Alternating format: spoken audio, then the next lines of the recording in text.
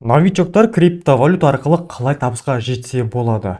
Егер де сіз крипто нарығына енді қызығып жүрсеңіз, және де неден бастарыңызды білмей жүрсеңіз, онда осы видеоны соңына дейін көріңіз. Себебі осы видеода мен нөлден бастап, биржаға тіркелуден бастап, керекті USDT сатып алып, ол арқылы табысқа жетудің барлығын қадам-қадаммен көрсетемін. Сонымен қоса, осы криптоны жаңадан бастап жатқандарға қандай приложение мен қандай инструменттер қажет екендігін көрсететін боламын. Менің есімім Төленбай Мейірман, мен бай криптолог, криптовалюта эксперті, нарықта 5 жыл. Олай болса, новичоктарға криптодағы ең бірінші қажетті инструменттер қандай? Ол біріншісі биржа. Яғни биржа арқылы біз криптоны сатып аламыз, сатамыз, және де басқа да әртүрлі саудаларды осы биржаның ішінде жасайтын боламыз. Одан кейін қажетті тағы бір приложение бұл CoinMarketCap. Сіздер CoinMarketCap деген приложение телефонға жазып алсаңыз болады, немесе сайт арқылы кірсеңіз болады. Сонымен қоса, үшінші бізге қажеттісі бұл TradingView, яғни анализ жасауға арналған сайт. Сол арқылы біз барлық крипто нарықты анализ жасайтын боламыз. Олай болса, давайте бастайық. Ең бірінші биржаға тіркелуден. Крипто нарығында ең маңызды сайттардың бірі бұл CoinMarketCap сайты. Оны сіз телефоныңызға жазып алып приложениеден қолдансаңыз болады, немесе компьютерден осылай сайт арқылы кіресіздер. Міне coinmarketcap.com сайтына. Мына жерде қарасаңыздар, міне криптовалюта деп тұр, биржа деп тұр. Биржаны таңдаймыз. Осы жерде біз қолданатын биржалар бар. Мен өзім қолданатын және кеңес беретін бұл Binance биржасы номер бірінші, және де Bybit биржасы. Көбінесе мен сауданың барлығын Bybit биржасынан жасайтын боламын. Сол себепті сіздерге де беретін кеңесім алғашқы сауданы осы Bybit биржасымен жасаңыздар.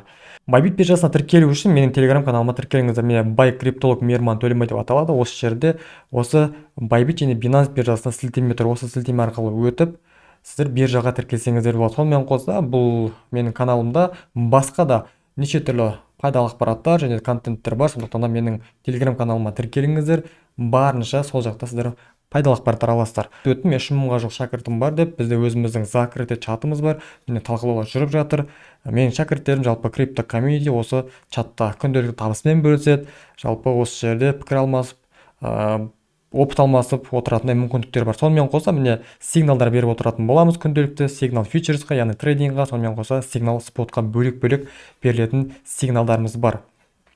Сигналдар осылай беріліп отырады міне, және осыған кіріп сіздер табысқа жетсеңіздер болады. Сонымен қоса, жалпы крипто нарығы бойынша сабақ білімді алатын болсаңыздар, әрине Инстаграмға, Телеграмға тіркелсеңіздер болады. Міне, біз енді биржаға тіркелген кезде сілтеме арқылы өтсеңіздер, жаңа көрсеткен осылай көрінеді. Сіз мына жерге өзіңіздің почтаңызға жазасыз, және пароль ойлап табасыз. Төменгі жақта реферал код деп тұр, оны өзгертпейсіз. Автомат түрде менің сілтемем арқылы өтесіздер. Міндетті түрде менің сілтемем арқылы тіркеліңіздер, өйткені берілетін бонустар бар. Жалпы алдағы уақытта биржадан алатын наградалар, скидкалар өте көп. Сондықтан да міндетті түрде менің сілтемем арқылы өтіңіздер. Сілтеме өткеннен кейін сіздер регистрация, верификация өтесіздер. Жаңа телеграм каналда қалай регистрация, верификация өту керектігін барлық басынан аяғына дейін видео бар, соған қарап тіркелсеңіздер болады. Одан кейін бізге қажетті міне Bybit, Binance биржасына тіркелесіздер. Онымен қоса Bybit биржасы жаңа көрсеткен, және бізге қажетті CoinMarketCap приложениесі, және де анализ жасау үшін, графиктар сызып көру үшін TradingView сайтымен жұмыс жасайсыздар. Ол сайтқа да тіркелсеңіздер болады. Тіркеліп осы жерден өзіңіздің анализдарыңызды жасап жұмыс жасай берсеңіздер болады. Міне. Қазір біз давайте биржаға кірейік. Биржаның ішінде қалай табуға болатынын көрсетемін. Міне сіз биржаға тіркелдіңіз, биржаға кірдіңіз, одан кейін міндетті түрде өзіңіздің наградаларыңызды алыңыздар. Міне приложениеден өзіңіздің аккаунтыңыз үстін басасыз, және мына жерде мои награды деп тұр. Осы жерден өзіңізге берілген наградаларды алып отырыңыз міндетті түрде. Міне 10 USDT тұр екен. Осы 10 USDT-ді алып мен сауда жасасам болады. Осыған дейін алған міне бонустар барлығы, спот, деривативы, копи трейдинг, басқа да салалар бар. Енді ең бірінші біз биржаға тіркелгеннен кейін не істейміз? Ең бірінші біз өзіміздің теңгемізді, ақшамызды биржаға алып келу керекпіз. Ол үшін біз не істейміз? Купить криптовалюта деген таңдаймыз. Одан кейін P2P торговля 0 комиссия деп тұр, қарасаңыздар, яғни комиссиясыз сіздер осы жерден крипто сатып алсаңыздар болады. P2P арбитраж естіген болсаңыздар, осы саладан сіздер тапсырсаңыздар да болады. Міне осы жерге кіргеннен кейін қарасаңыздар, Асемай деп тұр, Елдос деп тұр, Нұрсес деп тұр. қазір уақытта бір USDT-дің бағасын 450-ден сатып жатыр. Сіз купить деп сатып алсаңыз болады. Мына жерге фильтрға қоясыз, KZ, оны өзгертпейсіз. Способ оплаты сізде қай банкте тұр ақшаңыз, соны таңдайсыз. Каспий банк таңдайсыз, подтвердить басасыз. Фильтрға мына жерге міндетті түрде егер новичок болатын болсаңыз, мына жерге галочка қоямыз. Бұл дегеніміз тексерілген, яғни мерчант деп айтамыз, сенімді адамдардың сатып аласыз. Бағаны қарасаңыздар өзгерді 457-ден. Жалпы бұл P2P-дің ішінде алып сатып табысқа жетсеңіздер болады 3-4 теңге разницамен. Міне, мына жерін таңдаймыз, marketplace деп тұр, қарап аламыз. 2044 ордер жасалған екен, 99% жақсы жұмыс жасаған. Так, лимит 50 мың теңгеден 228 мың теңгенің арасында, яғни сіз $100 осы жерден бастасаңыз болады деген сөз. Купить деп басасыз. Басқаннан кейін міне заплату дейді қанша теңге, теңгемен есептейтін болсақ, мысалы 40 мың теңге, 50 мың теңге, 60 мың теңге өзіңіз жазасыз. Енді мына жерде минимум 50 мың теңге деп тұр, сондықтан да біз 51 мың теңге деп жазсақ болады. Немесе бізге доллармен есептеу керек болатын болса, мысалы $110 десеңіз, есептеп тұр 50 мың 270 теңге. Дұрыс қой? Егер де сіз теңгемен есептейтін болса, мысалы сізге 60 мың теңге керек болатын болса, міне 131-де $2 екен. Покупка деп басасыз.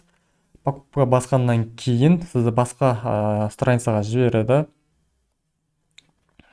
Так, 29 минут уақыт берген екен, жалпы оплата жасау үшін. Мына жерде барлығы дұрыс. Мына жерде көрсетілген реквизит арқылы көшіріп алып, ақшаны жібереміз. Одан кейін платеж выполнен деген кнопканы басамыз. Одан кейін өзіңізге USDT-ден келгенін күтесіз. USDT келгеннен кейін сіз уже биржаға жылдам тез биржаға ақшаңызды кіргізіп алдыңыз. Оны әрине сатып жіберсеңіздер болады. Сату үшін продажа деген басамыз, уже басқа стакан, қызыл стакан. Осы жерден өзіңіз способ оплаты таңдап, сатып жіберсеңіз болады. Енді сіздерге не үшін сіз P2P арқылы криптаны сатып алу керектігіңізді түсіндірейін. Жалпы бұл жердегі биржаның ең басты қызметі екі адамды байланыстыру. Екі адамды байланыстыра отырып, осы жерде қауіпсіздікті қамтамасыз етеді. Мысалы, сіз танымай адаммен саудаға шығасыз, бірақ ол сізді алдап кетуі мүмкін. Немесе керісінше сіздің ойыңыз мүлдем басқаша болуы мүмкін. Осы жағдайда биржа көмекке келеді. Яғни, егер де екі адам сделка ашқан кезде, мысалы, сіз USDT жіберу керексіз, ол сізге ақша жіберу керек. Осы сәтте, егер де ол адам сізге ақша жіберсе, бірақ сіз ақшаны USDT-ді ол кісіге жібермей қойсаңыз, онда осы P2P-ға келген сәттен бастап, кірген сәттен бастап, сделка ашқан сәттен бастап, сіздің USDT-іңіз биржада заморозкада тұрады. Егер де ол адам барлығын көрсетіп берсе, сіз ақша сіздің шотыңызға түскенін көрсетсе, және де сіз оған ақшаны жібермегеніңізді білсе, онда сіздің шотыңызда тұрған жаңағы заморозкада тұрған USDT-ді контрагентке келесі адамға жіберіп береді. Дәл сол сияқты мүмкін сізді басқа біреу алдағысы келуі мүмкін. Осы сәтте барлық мәселені осы биржа шешіп береді. Сол себепті алдағы уақытта сіздер криптаны сатып алатын кезде, немесе сататын кезде міндетті түрде биржамен жұмыс жасаңыздар. Оффлайн біреумен кездесіп, қолма-қол айырбастауға мүлдем жоламаңыздар. Өйткені бұл өте қауіпті. Сіз ең бірінші жасау керек нәрсе биржаның ішінің толық барлығын зерттеу. Яғни барлығын көріп шықсаңыз болады. Қорықпаңыз, ұялмаңыз, кнопкаларды басуға, мынаның барлығының ішінде не көрсетіп тұр, не жасау керек, бұл не нәрсе деген сияқты барлығын көрсеңіз болады. Барлығын көрсеңіз болады. И осы жерден сіз барлығын зерттегеннен кейін келесі сіз жасау керек қадам бұл споттық саудамен жұмыс жасасаңыз болады. Қазір уақытта үлкен трендта, жақсы пайдасы көп. Жалпы енді сіз USDT сатып алғаннан кейін сіз крипто сатып алу керексіз, биткоин немесе басқа монеталарды. Оны қалай жасаймыз? Торговать деген кнопканы басамыз. Торговать деген кнопканы басамыз. Мына жерден спотовый торговля. Сізге қажетті осы. Негізі неше түрлі табыстың түрлері, инструменттер өте көп. Бізге дәл қазір қажетті споттық сауда. Спотовый торговля арқылы міне қажетті біз криптовалюта сатып алсақ болады. Споттық торговляны басамыз, үстінен торговать деген шықты. Міне, так. Бізге спот керек. Міне, спотпен жұмыс жасаймыз. Бұл жерде ешқандай плечо жоқ. Тек қана біз өзіміздегі бар ақшаға криптаны сатып аламыз. Мына жерде ең басты бетте, міне, мына жерден параны таңдайсыздар, үстінен басып. Мына жерге поисковик, мысалы жазсаңыз, бұл қандай криптаны сатып алғыңыз келеді? Solana, USDT, міне барлығы тұр. Мына жерде жоқ болатын болса, мына жерге осылай жазсаңыз болады. Одан кейін келесі міне бағасы дәл қазіргі уақытта биткоиннің бағасы $67.300. Мына жерде енді барлығы түсініксіз болуы мүмкін, бірақ сізге қажетті нәрсе осы жердегі пара және қазіргі бағасы және 24 сағаттағы бағаның көтерілген түскендігі тұр. Мына жерде осы 24 сағатта ең максимум қаншаға барды және де минимум қаншаға дейін түскен, осыны көре аласыз. Оборот бізге қатты маңызды емес әзіргі уақытта. Және де мына жақта бізде трейдинг бар. Мына жерде спот деген таңдап тұрмыз. Купить, продать, сатып аламыз, сатамыз. Бізде доступный баланс мына жақта төменде тұрады. $31 деп тұр менде. Так, енді купить таңдау үшін лимитный, рыночный деген бар. Лимитный дегеніміз сіз өзіңіз бағаны қоясыз. Төмен мысалы биткоиннің бағасы қазір $67.330 болып тұр. Сіз мына жерге лимит дейтін болсаңыз жазып қоясыз. 67.000 арзан алғыңыз келетін болса 67.000 қазір 325-300 қозғалып тұр. 290 деп жазып қойсаңыз лимитный деп тұр міне. И количество мысалы $31. Мына жерге $31 жазамыз USDT-ға. Мына жерде қанша биткоин алатыныңызды есептеп береді. Лимитный. Баға осы жерге түскен кезде автомат түрде сатып алынады. Ал жоқ, оны күтпеймін дейтін болсаңыз, дәл қазіргі бағамен сатып алу үшін рыночный деген таңдаймыз. Бұл жерде тек қана өзіңіз суммаңыз жазасыз. USDT менде 31 USDT тұр. Және де сразу купить деп басамыз. Болды, ордер іске асты, яғни мен сатып алдым сразу. Енді оны сатып алғаннан кейін мен оны қайдан көремін? Мына жақта аккаунтта тұрады, активі деп таңдаймыз. Финансирование деген таңдаймыз. Осы жерден сатып алған менің биткоиндарым барлығы тұрады. Спот деген таңдайық. Мына жерде мен жаңа сатып алған спотта биткоин тұр. Және де оның алдында міне менде тон тұр, тонкоин тұр, и биткоин тұр екінші орында. Менде 75 тонкоин бар. Вот. Біз сатып алған криптовалютамыз спотта тұрады. Егер де сіз P2P мен сатып алған болсаңыз, онда ол финансирование тұрады. Финансированиядан біз спотқа ауыстыру үшін, перевод жасау үшін жаңағыда міне перевести деген кнопканы басамыз. Яғни бұл бізде кошелектер болып есептеледі. Бір-бірінен жібере берсеңіз болады. Споттан финансированияға жіберсеңіз болады. Немесе керісінше осылай біз жіберіп отырсақ болады. Міне. Так, финансированияда менде қанша ақша бар екен көрейік.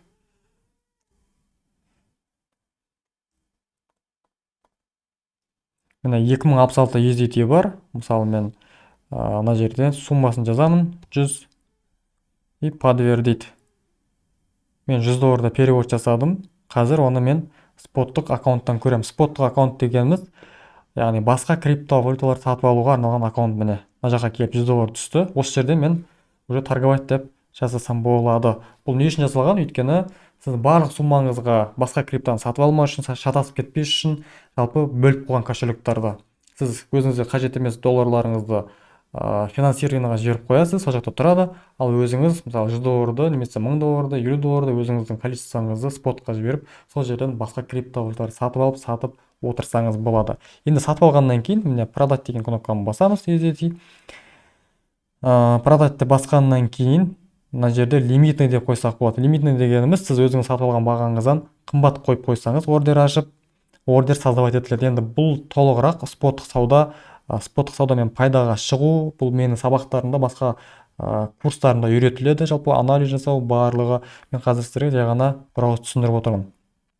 Сіз рыночный, яғни дәл қазіргі бағамен сатып жіберсеңіздер болады. Қараңыздар, мен жаңа 67.300 кезінде сатып алдым, енді 67.492 болды.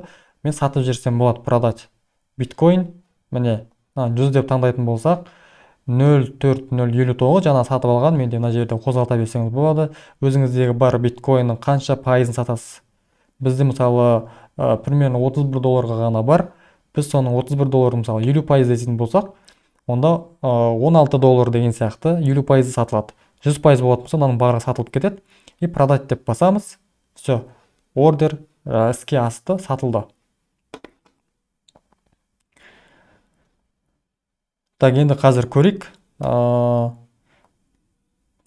Достар, өзіміздің активімізді жаңағы $31 қанша болды. Спот. $131. Енді мен 131-де 2-де 8 комиссиясы бар, және де менің депозитім өте аз суммаға сатып алғандықтан қатты білінбейді.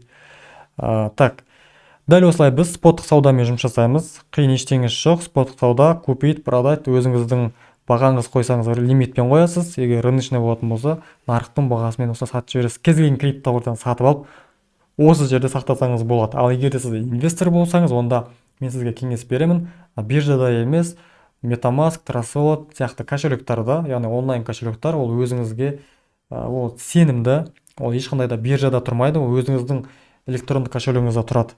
Сол жаққа жіберіп қойсаңыз, $10,000 жоғары депозитіңіз, онда сол жақта сақтауға кеңес беремін. Ал биржада сіз сауда жасайсыз, аласыз, сатасыз, табыс табасыз, бірақ долгосрокта инвестицияға биржада емес басқа жерде ұстау қажет. Одан кейін келесі, бұл жерде мына жерде түсіндіріп өтейін, тағы да мына қызыл не, жасыл не дейді деген, бұл жерде бұл спрос, яғни сұраныс пен ұсыныс. Қызыл дегеніміз ұсыныс, яғни сатып жатқан сумма, өзінің бағасын қойып, жасыл сатып алып жатқан адамдар. То есть біз жаңа ғана біз сатып алам, сатам деп ордер аштым ғой. Дәл сондай бұның барлық кәдімгі адамдар. Мына бағамен, мына жақтағы спрос пен сұраныс бір-біріне бірдей болған кезде сделка іске асады. Ол дәл қазіргі биткойнның курсын шығарып береді.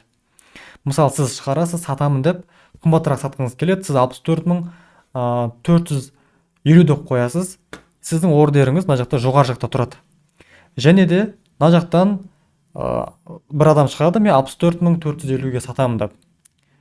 Оған дейінгі, мысалы, ең төменгі бағамен ұсыныс пен сұраныс бірдей болған жерде, мына 427 мынау сатып алып жатыр, сатып жатыр.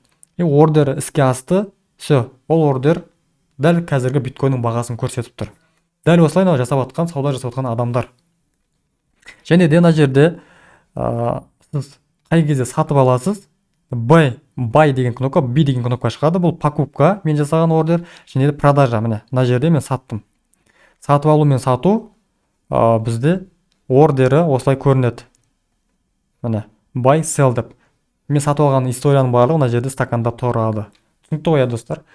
Одан кейін сіздерге беретін кеңесім, егер де сіз новичок болсаңыз, ең бірінші P2P торговлямен, споттық саудамен жұмыс жасаңыз, трейдингқа, фьючерсқа мүлдем жолауға мен кеңес бермеймін. Өйткені ол өте қауіпті. Ол жерде сіз плечомен жұмыс жасайсыз, ол жерде азарт бар. Егер де сіз анализ жасауды білмейтін болсаңыз, онда кеңес бермеймін. Егер де оның барын білгеннен кейін, үйренгеннен кейін барып, сіз әрине кірісе берсеңіз болады. Мен өзімнің курстарымда барын трейдингті нөлден бастап барын үйретемін. Егер қызық болатын болса, курста ол тақырып бізде бар. Мен сіздерге айтайын, Bybit'нің ішінде демо трейдинг деген нәрсе бар. Демо трейдинг, міне мына жерде қарасаңыздар, деривативы деген таңдайтын болсаңыздар, ең астына демо трейдинг деп тұр. Яғни виртуалды өтірік ақшамен жұмыс жасайсыздар. Тек қана бұл жерде сіз ақша жоғалтпайсыз, өйткені ол биржадан беретін өтірік ақшасы, бірақ шынайы нарықта, шынайы рыноктың болып жатқан ситуациясына байланысты реально жұмыс жасап жатқан сияқты боласыз, бірақ виртуалды өтірік ақшамен. Сол себепті ең біріншінде сіздер демо шотпен жұмыс жасап, кемінде 1 ай, 2 ай өзіңізді үйретіп, егер сделкаларыңыздың 70-80% плюске шығып жатса, уже өзіңіз рынокты түсінген болсаңыз, анализ жасауды білген болсаңыз ғана, сіз шынайы өзіңіздің ақшаңызбен жұмыс жасай алсаңыз болады. Ал новичок болсаңыз, мүлдем жоламаңыз. Демо трейдингқа кіресіздер. Кіргеннен кейін міне биржаның беретін өзінің ақшасы бар. Готово дейді. Демо трейдинг. Активы деген таңдаймыз. Егер де биржаның ақша бермеген болса, запросить демо средства деп сұрайды, басатын болсаңыз, сізге ақша береді. Қазір уақытта менде $170,000 бар. Биржаның берген осы $170,000 мен сауда жасай берсем болады. Міне биткоин, эфирумға бөліп беріп қойған. Осы суммаларды сіз биткоин мен басқа да монеталармен жұмыс жасай берсеңіз болады. Біз студенттерімізге барлығына міндетті түрде демо шотпен жұмыс жасауды үйретеміз ең бірінші. Дәл осылай сіздер криптодағы алғашқы қадамдарыңызды жасасаңыздар болады. Келесі табыстың түрі, инструменттің түрі, достар, қазір көрсетейін сіздерге. Міне бізде торговый бот бар. Қазір уақытта трендтағы торговый боттың түрлері бар. Фьючерсный грид бот, фьючерсный мартингейл, спотовый грид бот. Ең бірінші спотовый грид ботпен жұмыс жасасаңыздар болады. Менің YouTube каналымда тегін сабақ бар, қалай споттық саудамен, споттық ботпен табысқа жетуге болатындығы. Риск өте аз, пассивті табыс айына 10% бен 20% аралығында пассивті түріс табыс алып келетін инструмент. Және фьючерсный грид бот бар. Фьючерсный грид бот айына 50%, 100% жасауға болады. Бірақ мен минимум есептеп айтамын, айына стабильно 20-30% табыс алып келетін инструмент. Боттың настройкасын жасау, және де ботқа берілетін сигнал біздің обучениеде беріледі, және біздің жаңа көрсеткен закрытый чатымызда бар. Осыны жасасаңыздар болады. Және де бізде тағы да копи трейдинг деген нәрсе бар. То есть копи трейдинг дегеніміз нарықтағы мықты трейдерлердің сделкасына қайталап табысқа жету. Бұл да менің YouTube каналымда тегін сабағы бар. YouTube каналыма кіріп көрсеңіздер болады. Және достар, ұмытып кетпейміз, осы видеоның астында менің Telegram каналым бар. Тіркеліп қойыңыздар, Instagramға тіркеліп қойыңыздар, және де видеоға лайк басуды ұмытпаймыз. Достар, крипто нарығында өте маңызды нәрсе бұл тек қана практика жасау. YouTube'да да қараңыздар, зерттеңіздер, сабақтарды қараңыздар, ақпараттар өте көп. Бірақ өте көп практика жасау арқылы ғана сіз осы салада профи боласыз. Сіздерге видео пайдалы болды деген ойдамын. Менің YouTube каналыма тіркеліңіздер, Telegram каналға тіркеліңіздер. Басқа да сұрақтар болатын болса, Instagramға дайректке жазсаңыздар болады. Олай болса, менің тегін сабақтарымды тағы да күтіңіздер. Келесі кездескенше сау болыңыздар.